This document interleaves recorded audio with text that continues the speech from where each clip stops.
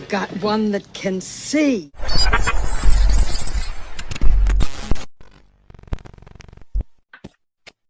Let's talk about the end of days, according to Judaism. One of the principles of Jewish faith is that one day a man is going to rise up. We call him Moshiach. We now have a presidential candidate who's likely to win, who's literally doing exactly what Vladimir Lenin did. When the Soviet state was created, in the aftermath of the so-called Bolshevik Revolution, what was the first law? Anti-Semitism. Death penalty or anti-Semitism, right? Death penalty. And they killed all the Christians. How far off are we today with a presidential candidate who is likely to win, who is saying the same thing that Lenin said? When I'm president, we will deport the foreign jihad sympathizers, and we will deport them very quickly, and Hamas supporters will be gone.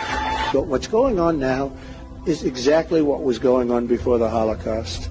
If you even uttered one word against the Jews who had just conducted the genocide of the Christian nation of Russia. Yeah, that's what Trump said on day one. That's going to be the very first thing he does when inaugurated, is work on is deporting anti-Semites and passing hate speech laws, and that's baffling to me. That's what he's running on. It's not the Trump that ran last time. So if you don't support Israel, you're an anti-Semite.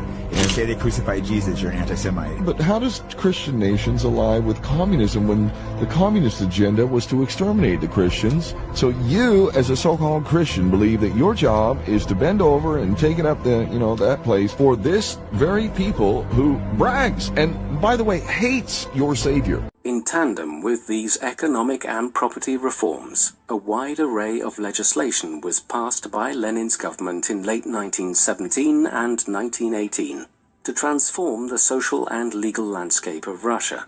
For instance, communist ideology rejected religion.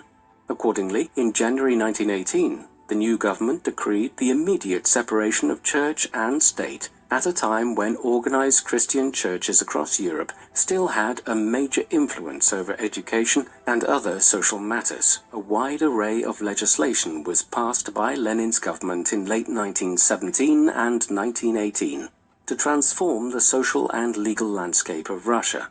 For instance, communist ideology rejected religion.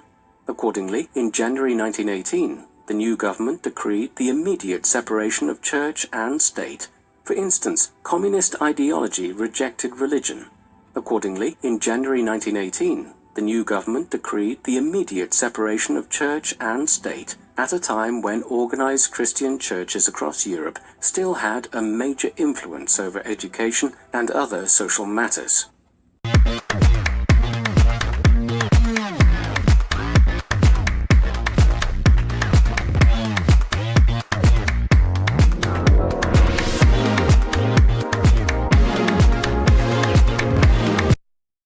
I am the chosen one.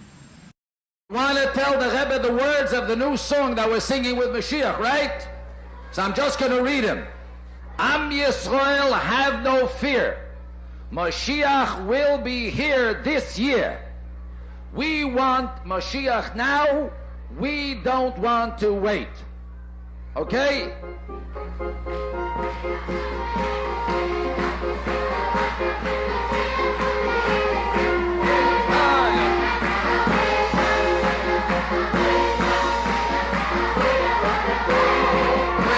Moshiach now, we want Moshiach now.